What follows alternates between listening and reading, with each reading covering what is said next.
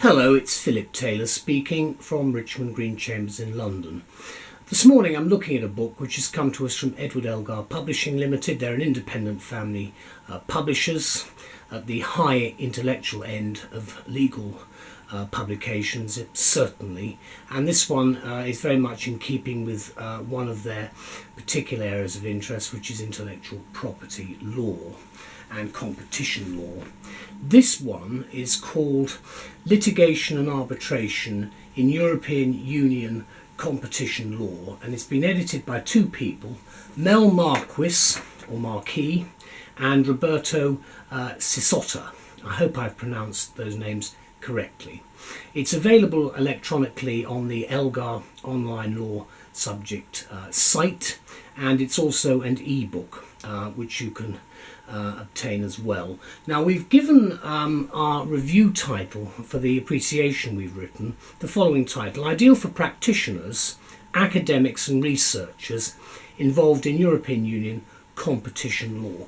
And in fact that sums up a lot of what Elgar do in terms of the books. This is the actual book we're looking at there, brown cover at the front. There's the spine, and there's the side and spine, and the back rather. It runs to 300 odd pages. There's a short index which you can see at the back. It's very much in the house style of Elgar, lots of footnotes which you can see, very useful. Lots of headings and subheadings as well, and you can see a large number of footnotes. If we go to the front of the book, you can see there's the front page there. Then you've got the detail concerning Elgar Online if you're looking for particular information about that. Then you've got the book as it's structured there, the various parts. Then you've got, there are three parts in total, you can see the rest of it there. There's a useful list of the contributors. Obviously this has been edited by a number of people, but a lot of people involved in this book. Then we get to the first of the chapters, articles effectively written by the two editors, which is entitled Litigation and Arbitration in EU Competition Law, and it actually sets out what the purpose of the book is. This book contains the proceedings from a conference on litigation and arbitration in EU competition law organised at LUMSA, University of Rome, 8th of November 2013. Then you see it runs through from there, and then it sets out what the structure of the book itself. And as I say, you've got a lot of footnoting. There we go, that's the book. Now, this is what we say about it. It's always a pleasure to review the Elgar books. They are of a high quality, a high standard. They make you think, and at any given time they are a great contribution to the continuing debates that we have in terms of legal jurisprudence, and of course the basis upon which a lot of academic papers are either researched or produced. We say this about the book: it's a wide-ranging yet thorough and detailed examination of the many and manifold aspects of EU competition law, which pivots basically around linkages and interactions between the courts of the European Union and the national courts of individual member states. And this really is the key to the way in which the European Union is currently going, because obviously the biggest difficulty is how much power the actual national court of a member state has, and whether it actually reports to a higher authority, in other words the European Court of Justice, or whatever you want to call it, the ECJ, whatever you want to call it today, in other words the final decision-making court. As the editors of this book explain, the book has two core objectives. First, to survey a range of issues that arise where competition law cases are litigated, and second, to explore areas where apparently published research has been scarce or incomplete, particularly in the area of the application of European Union competition law by arbitrators following what is termed the modernisation of the enforcement of EU competition law via a decentralised and ostensibly democratised enforcement system. There's the rub, because obviously there's a lot of criticism and a lot of concern by the more sceptic people who are viewing what is going on. In certain member states, including the UK, Germany and the Netherlands, and also possibly Belgium and Spain, quote, "It's difficult to deny," say the authors, that Europe has been warming up to private litigation as a means of resolving disputes. And that's certainly the case that we have seen in the courts in London, for instance, because of the number of people who come to England and Wales to have their common law disputes adjudicated upon, decided by our courts. Now, this book has been published recently by Edward Elgar. It's obviously a book for comparative lawyers in general and competition lawyers specifically.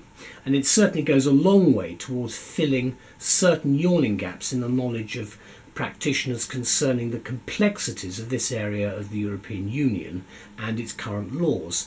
It's following the conference which I referred to in Rome in 2013, and the book's a compilation of 14 learned articles and essays from distinguished contributors, mainly lawyers, academics and experienced arbitrators. Each shares the benefits of copious and carefully footnoted research in this field, so you don't have to, so to speak, look any further. And in fact, that is one of the boons of a lot of the Edward Elgar publications, the titles on that are available on view at the moment, and that is the huge amount of work that has gone in, the meticulous amount of work to produce these statements. And this basically is where you will find quite a lot of the law and legal thinking in the 21st century. Speaking of arbitrators, the book cites the growing importance of arbitration in the field of competition law, which is discussed in detail in Part 3, which is the final section of the text. Private antitrust enforcement is dealt with in Part 1, and in Part 2 there's a detailed exploration of litigation, antitrust and state aid issues before the courts of the EU and the courts of the member states, with both theoretical and practical viewpoints being touched upon throughout, which I think will be of help, possibly on such matters, for example, as evidence, judicial review, the damages directive, and of course much more. It's tempting here to reach the optimistic conclusion that these phenomena indicate a positive trend by the EU courts to share or devolve decision-making powers to the courts of the relevant EU member states. For the sake of European unity, long may this trend continue, but we will obviously see as the whole issue of the European Union is at the moment a very high political priority on the agenda here in the United Kingdom. I'm recording this in the middle of 2015 as we prepare for a referendum probably in 2016, depending on what happens. That's obviously on a much wider footing, but the essential issues are still there, and that is effective. How much of what we're doing do we govern ourselves, and how much of it have we actually abrogated to the EU? Now obviously in competition law we can see, I hope, where there is some sort of delineation between where we're actually going at the moment. Let me conclude by saying that academics and practitioners, judges and arbitrators alike will find this compendium of scholarly research an invaluable addition to the existing research materials currently available on the often vexed issues past and present that have emerged in the field of EU competition law, and the publication date is cited at 2015. Let's look at it again. Hardback, there we go, front, spine and back. Some quotes on the back and some information about the editors just there. As I say, it's an e-book. Let's open it in the middle.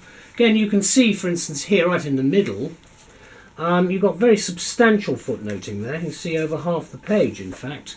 Again, it's not quite so bad as we get into the book, but again, this is looking at judicial assessment of anti-competitive behaviour in Italy. Then we go on to something like state aid cases before national judges. Again, very important matters which we are obviously still looking at in terms of the overall impact of EU law in terms of our own domestic law. There's the index, which is quite sparse actually. It's not a particularly big index. Well, likewise, the contents are not very substantial, so you really get an idea from the title of what it's about and then have to get into the article itself. Some of the articles obviously are not as easy to understand as others, let's put it that way. They're probably translated in addition, but what they are trying to do here, and what I think Elgar have succeeded in doing, is trying to explain where we are at the moment on litigation and arbitration in competition law within the EU. I think they've succeeded with that objective. Obviously this is, as I say, a high style in which it's written. The content is a very helpful content as well, but I'd like to thank all concerned, all the contributors, the editors and the people at Elgar for producing another excellent book in this series, which assists us greatly in the big debate. Thank you very much. Bye bye.